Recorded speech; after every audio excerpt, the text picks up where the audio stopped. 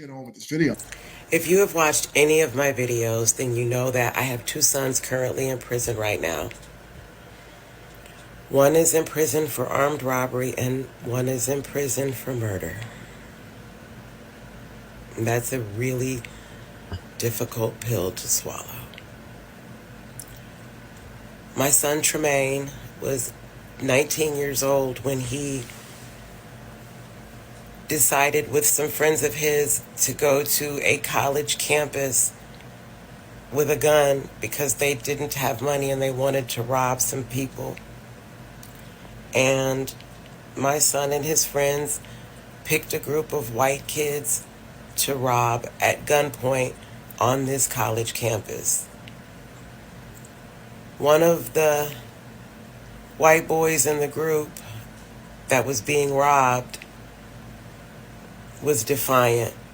So my son beat him with a pistol. And I didn't know all of this at the time. I'm telling you a story that I know now. At the time, I didn't know this. And I was a waitress, and I went home one night, and on my way home from work, my ex-husband called me, and he said, "Do not watch the news when you get home. Call me," or at least that's what the message said. "Do not watch the news when you get off. Call me." And I was scared to death. And when I called him, I said, "Is my son dead?" Because that's what I thought. I thought that, maybe the news had covered it, that one of them was dead, and he didn't want me to see it on the news. But that wasn't it. It was that they had pictures of, or video camera footage after the robbery of my son and his friends in some vehicles going different places with the stolen credit cards that they had. So I'm gonna pause it right there because YouTube does not like when you play a long video for a long time or straight through. And I'm gonna add my own commentary to it. So this is the problem, right? The culture, what we call culture, right? We're not talking about the backyard barbecues. We're not talking about, you know, talking about Uncle Ray Ray and them. We're not talking about family reunions and none of that. What we're talking about here is straight, utter ignorance, the lack of guidance, the lack of strong men in this woman's life. This is a horrible story, and it happens all too often. All too often. Where we're out here thinking that we could just do whatever because you're poor and you want to help take care of mama. Believe it or not, believe it or not, I'm from, well, I'm from Far Rockaway, Queens, right? And that's in New York, for those that don't know New York. Far Rockaway is a very small town. It's really not that much people in it. But the crime rate, when I tell you the crime rate, it, it's comparable to still today, like it was in Brooklyn in the 90s. It's horrible out there. And the majority of people out there, believe it or not, in Queens, don't have any form of like strong men in their households. Even the ones that you could say he's a father, the father is the same man putting money on top of their babies. So would you consider him a strong male just because he's in the household? These are weak men. They're raising these boys to be men. Now, these boys are out here because father's not handling any business. He's not making sure the household is good. So that kid now feels like he's old enough to provide for his own mother. So now, instead of, as my boy Quint here says, go get a job, he decides they want to rob somebody. They're going to take it from somebody. They're going to knock you upside your head, take what they want. So you got to think about this. And any young man watching me right now, the moment you put yourself in a position like that, there's only two situations that's going to happen. You're either going to lay 6 feet deep or you're going to be behind bars. Now, the same person that you was trying to protect no longer has you because you're trying to do something that is not your job.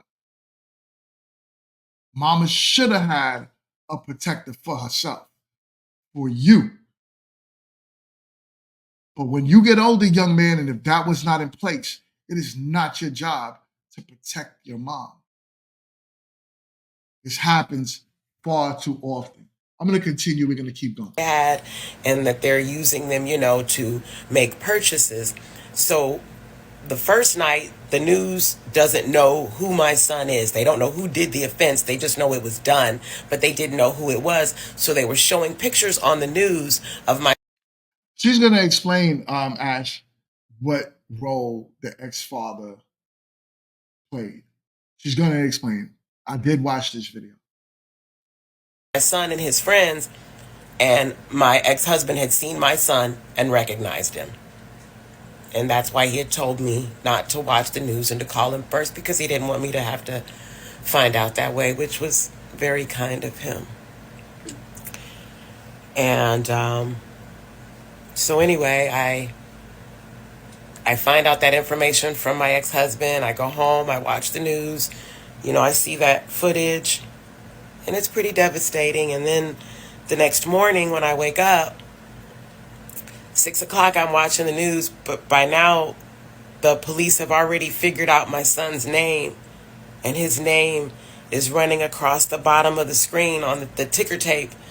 On the screen of the news, his name is going back and forth, and they're showing footage of it, of the crime from the night before, and his name, because they now have his name. And he was not living with me when he committed this offense. Me and my daughter were in the house because I was divorced by this time, so it was just me and my daughter. And one Sunday morning, about, 2 or 3 days after this, it was Sunday morning, and I remember being asleep in my bedroom. My daughter was about 8. She came and knocked on the door. She said, "Mama, the police are at the door." And I went to the door. The cops are there. Guns are out. They're not pointed at me. They're at their sides, but they have guns, and they're asking me, "Is my son in the house?" And I said no, but they wanted to search the house, obviously. And, I said, "That's fine. Can I get my daughter?" And they let me get my daughter. And I didn't know my house was surrounded. They had cops at the back door because the cop that came in my front door went to my back door and let the cops in. I got cops all around my house. It's a Sunday morning. I live in a fairly white neighborhood. It's Sunday morning. Everybody's walking their dogs, taking care of their garden. And Aisha's got the police at her door. And they search my house. They don't find him because he's not there. He had his own apartment. And eventually they caught up with him. And at 19, my son was sentenced to 16 years for armed robbery and armed criminal action. 16 years. I can't even imagine being behind bars for a day. 16 years you're given because you was trying to get what, a couple dollars? This is not a heist. You're not going to get rich. For the knuckleheads that's watching this right now, if you rob somebody on the street, you won't get rich. If you're that hungry, you're better off grabbing a sign, writing, "will work for food." But to sit there and think that you can go knock somebody upside the head to get $15 is insanity. It's insanity. Mm. And then his younger brother had been in prison. He's actually been in prison twice. Tyree is my youngest son, and Tyree had been in prison the first time. I can't remember what his first offense was the first time he went, really. But I know that by the second time he went, it was murder. And Tyree didn't just kill anybody. Tyree killed his brother's best friend. So the brother that I just told you about that did the armed robbery, my youngest son killed that child's best friend. His name was Montez. Montez had spent the night at my house. I knew this little boy. I knew his mother. His mother was a single mother. She was a stripper. She was also a thief, and she had gotten caught stealing, and she was in prison when my son murdered hers.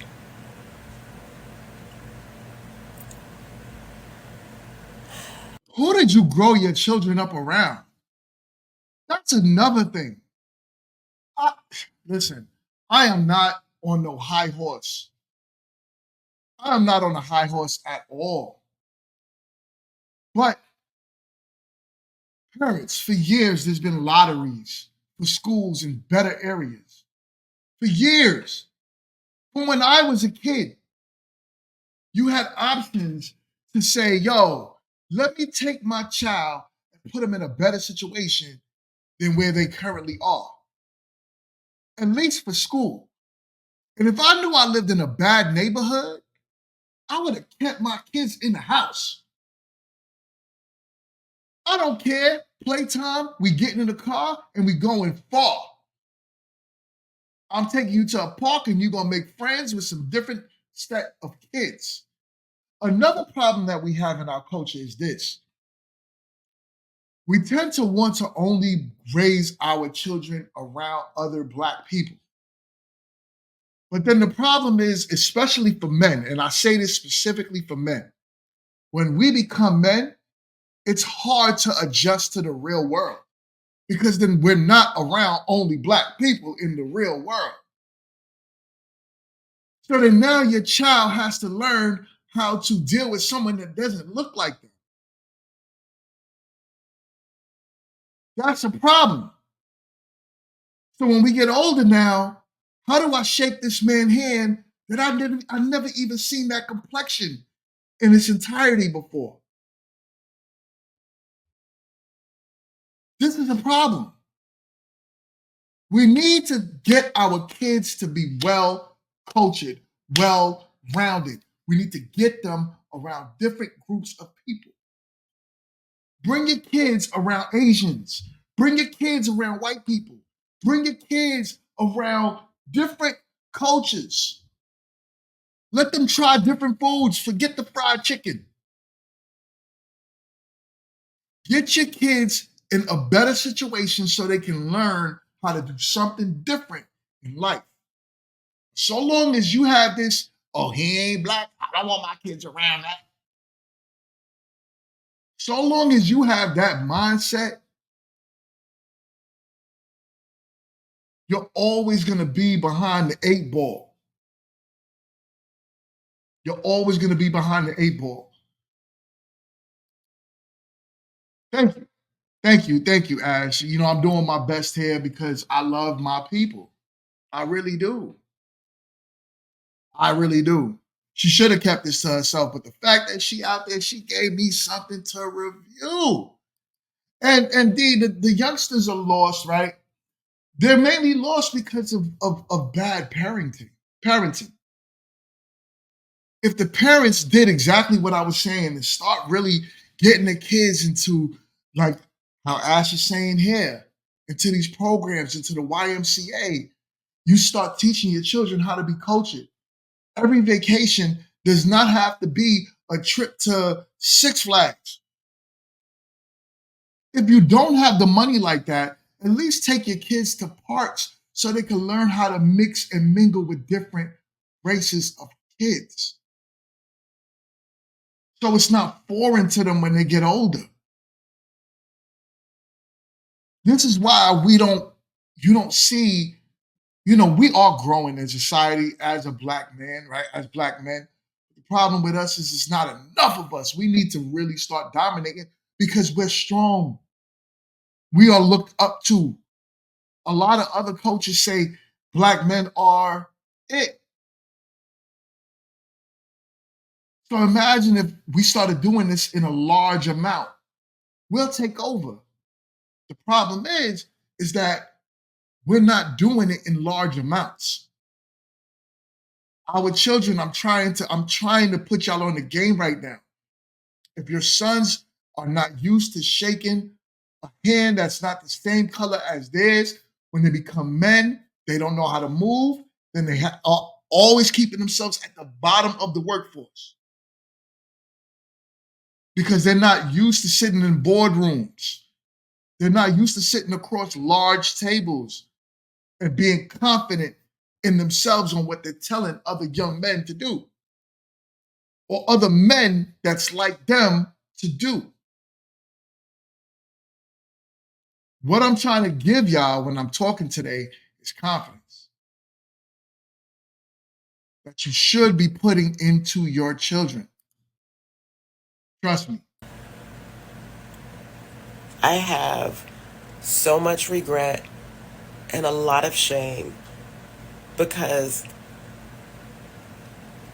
I know damn well that a lot of the influences I had in my children's lives led to where they were. My own son told me, the one that Tremaine is his name, Tremaine is in jail for the armed robbery offense, and he told me, Mom, I couldn't be no bitch ass nigga. That's the one thing that you used to talk so bad about, were dudes that you thought were bitch ass dudes. Boom, boom.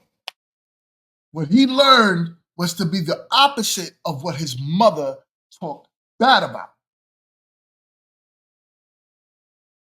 The problem is this, right? When you have men, and they don't understand emotions, they tend to think this way. They tend to think that in order for me to not be looked at a certain way, the only other option for me is violence. So these young men are choosing violence over anything. By nature, most men are not emotional.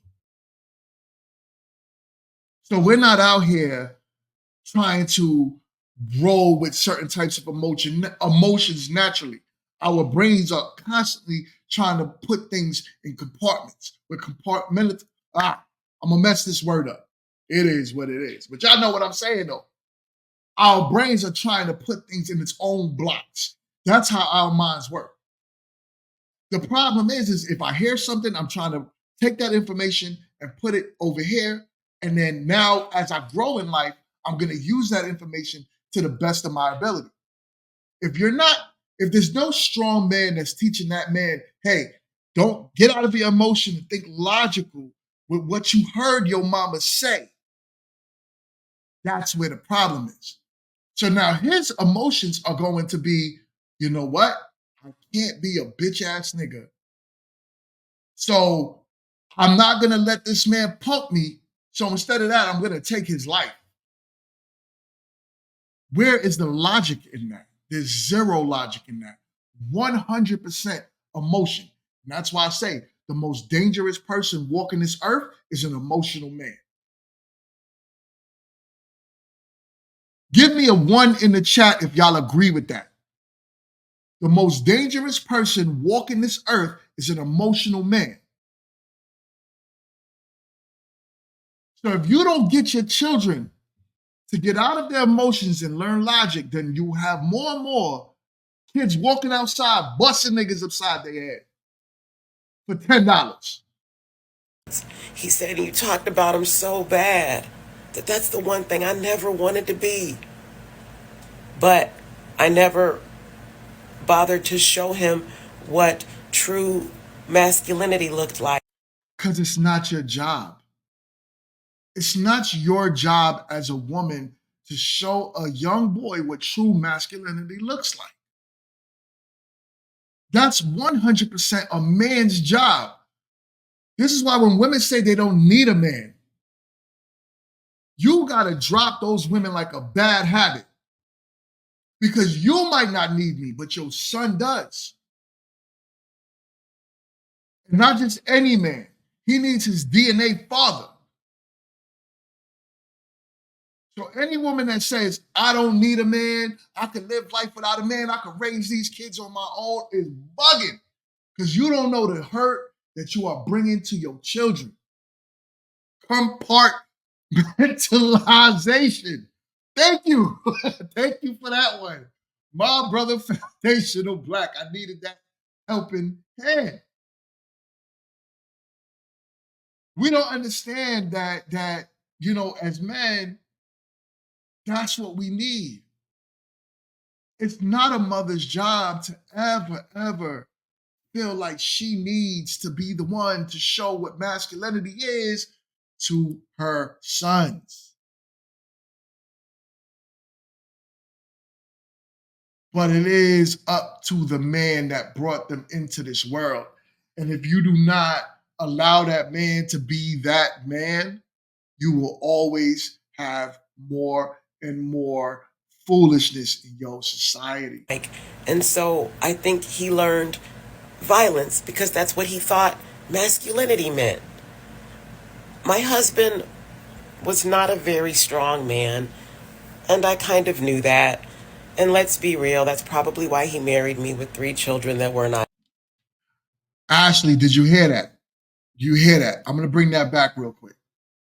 The man, she recognizes that the only reason why the man that married her with 3 children prior was because that man chose her because he wasn't a masculine man. Because masculine men, on average, not saying it's a guaranteed thing, but on average, a masculine man is not picking a baby moms with 3 kids. Most masculine, strong men will try to make their own families. Regardless, even if they have kids with other women, they still wouldn't pick a woman with kids.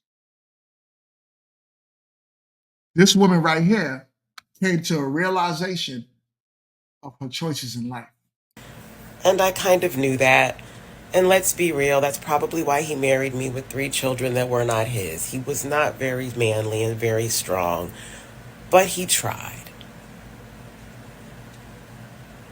I really, really think that stories like mine need to get out. People need to understand what happens with little boys with no fathers. Honestly, that was a strong clip. And it says a lot about her. But what it also says is that growth, right? But unfortunately for her, she's washed up now. I'm gonna just call it what it is, right? She's washed up. And not a lot of dudes is gonna be running to save her from anything.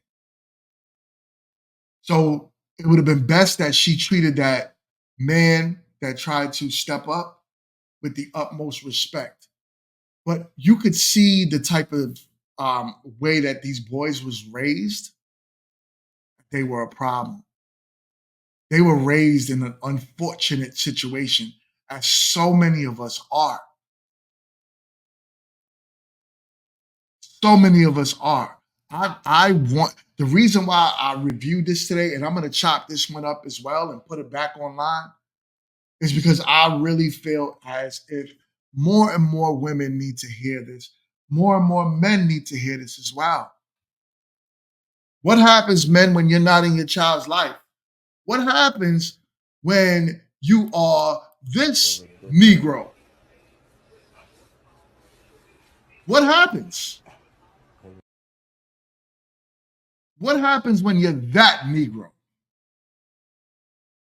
What do you think you think that little baby girl stands a chance when she gets older? You think she stands a chance? She doesn't. Sorry. Not with that type of role model. Not with that type of man in her life. Not with that type of man. Sorry. You got to give me something else. I'm not trying to hear that. As a society, we got to do better. We got to think better. We got to start really planning out shit. We can't just be here just doing the bare minimum without actual tangible plans. You know what I'm saying? Rafi was good, my guy. Salute to you. Without tangible plans, we can't just be here doing dumb shit and expecting to raise a society of good people. The only reason why you should be having children is to raise them with love and to teach them how to be productive. Because believe it or not, your unproductive rugrats, I gotta live in society with them. And if they break up in my house and threaten my family, it's a wrap for them. So teach your kids right. No one wants to live that kind of life. Why are you choosing not to give your kids the best options? Anyways, crazy story. I'm gonna chop that one up and I'm gonna release it back out there because I'm trying to get that story as much traction as I can. If I could, I'm gonna reach out to the lady myself as well, and I'm gonna try to do an interview with her because that story is wild. That story is wild, and I would like to dig a little deeper in getting the importance of what it is to have a father in your son's life, your daughters too. Not taking away from the daughters, but without a father, these sons is off the chain. They out there wilding. The prison population is flooded right now. We're just calling it what it is. Without a father for the daughter, them strip clubs is flooded too. Them hospitals is flooded with baby mamas. No wives.